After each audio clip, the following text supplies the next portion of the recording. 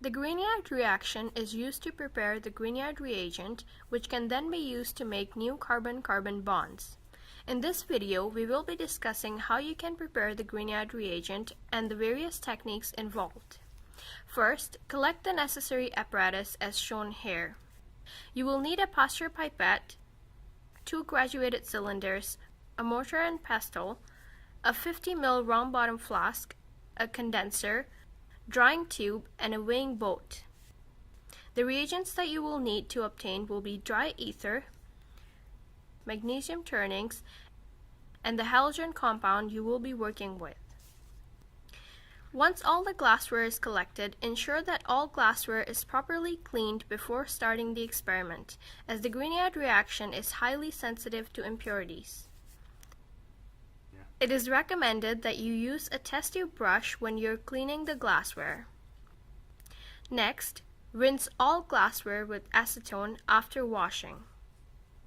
Ensure that there is absolutely no water remaining in or on the glassware, as the Grignard reaction is very sensitive to moisture.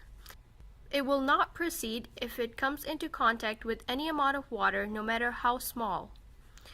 Once you have rinsed the glassware with acetone, invert them onto paper towels and set them aside to dry for roughly 10 minutes to remove any residual acetone, which can cause unfavorable side reactions. Refer to your lab manual for a description of the side reactions that can occur if the preparation of the Grignard reaction is contaminated with water. While the glassware is drying, set up a hot plate on the bench outside the fume hood, since the ether must be kept away from heat sources. Heat a 200 ml beaker of water on the hot plate until it is warm. Do not heat until boiling. Use a weighing boat to obtain the required mass of magnesium turnings. Transfer the weighed out magnesium shavings into the mortar for grinding. Thoroughly grind the magnesium turnings with the mortar and pestle. This is an important step as it exposes more surface area of the magnesium for the reaction to take place. This is what your ground up magnesium turnings should resemble.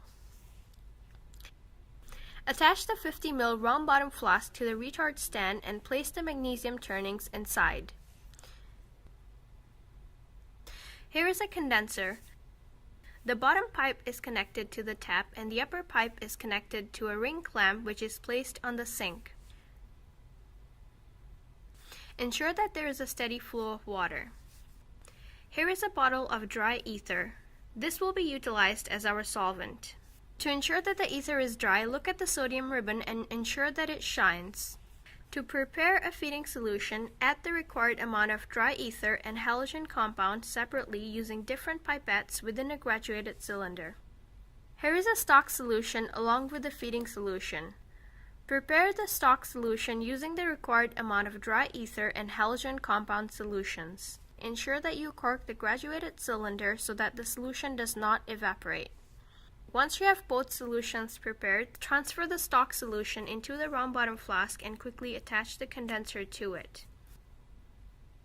At this point, you should start the water flow. Here is the experimental setup that will be used for the preparation of the Grignard reaction. The round bottom flask will be the site of reaction. The condenser will ensure that all the volatiles can be reused in the mixture, and the drying tube has been employed such that no moisture is incorporated in the reaction. While working on any experiment, please ensure that the fume hood is placed at the maximum height of 18 inches. As per lab safety requirements, a height over 18 inches is restricted and is not considered a safe practice. The Grignard reaction is a self-sustaining reaction once it is initiated by a source of heat. Bear in mind that the heat source must be subtle. The source should be warm enough to initiate the reaction, but also ensure that it does not produce any side reactions. Initiate the reaction by using the heat of your palm. If you cannot start the reaction using your palm, you can employ a warm water bath to initiate the reaction. This is a warmer source of heat and provides a uniform distribution as well. The reaction mixture now appears to bubble, indicating the transfer of heat. The beaker is removed when the reaction is proceeding vigorously. See whether the reaction is self-sustaining or whether the solution turns from colorless to gray. Once you remove the warm water bath and observe that the reaction is self-sustaining, dry the bottom of the flask using a paper napkin. The solution should appear colorless at this point. Here is a bottle of iodine crystals. If you're unable to initiate the reaction using the previous techniques mentioned, these crystals can be used to initiate the reaction. The iodine replaces the halide from our halide compound, and this facilitates the reaction to initiate. Obtain the crystals using a scupula so that the tip of the scupula is covered. Transfer the iodine crystals to the reaction mixture. Immediately add the condenser to the round bottom flask and try to initiate the reaction using your hand or a warm water bath. See how the solution has turned brown. If the reaction could not be initiated by using the techniques mentioned, see your TA or course coordinator for further help. Use the warm water bath to initiate the reaction. After 15 to 20 seconds, remove the water bath and see whether the reaction is self-sustaining or not. If it is, begin to add the feeding solution to the reaction mixture. Once you remove the flask and observe that the reaction is self-sustaining, dry the bottom of the flask using a paper napkin. Use a clean and new posture pipette to obtain the feeding solution. The feeding solution will be added dropwise, so you should fill the pipette only slightly above the tip. To add the feeding solution into the reaction mixture, use either your left or right hand to remove the drying tube as shown. Now using your other hand, add the solution dropwise. The solution should be added slowly so that the reaction proceeds in the desired manner.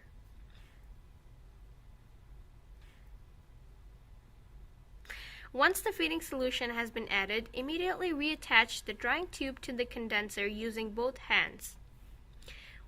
Use one hand to hold the condenser and the other to fix the drying tube. Using both hands allows stability in inserting the drying tube. Keep on adding the solution dropwise until the feeding solution is over. Wait for the reaction to proceed for 10 to 15 minutes after that. At the end of the reaction, the solution is expected to appear milky white or gray. Disassemble the apparatus and cork the round bottom flask and let it cool at room temperature for about 5 minutes.